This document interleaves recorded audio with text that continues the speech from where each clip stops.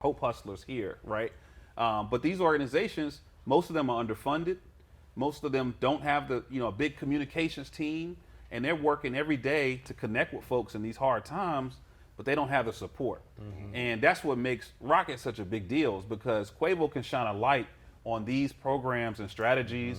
We've already granted to over 10 organizations here locally to help them build their program, but more importantly, tell the story of how they're helping to save lives. Because the last 3 years, we've seen the steepest declines in homicides in American history, 31%. And the big difference was not the big laws, it was the resources going to the community groups, and they can expand and connect with more folks that are in need, right?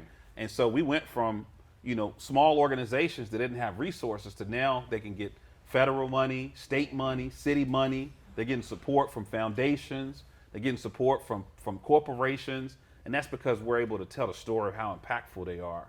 And I think that is something huge. I mean, even this year in Atlanta, homicides are down 11%, right? So we know that if you pour into the community, and we know access to guns is a big problem, but if you pour into the community first, you can reduce violence by so much.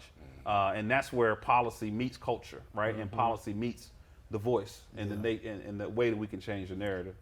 That's one thing when we did go to Kamala. There's a lot of standing I didn't understand about policies and laws like that, but I did ask her, how can we get the money and the funding to these real grassroots that we know that's doing the right work? You know what I'm saying? I think that's a big problem, because they want to do things and help out, but you don't know the actual people that's doing the real work because you're not in that situation. We know. You know what I'm saying? So some kind of way, the people that's willing to put the money in, they need to give the money to the right people to get to these grassroots organizations that's doing the real work.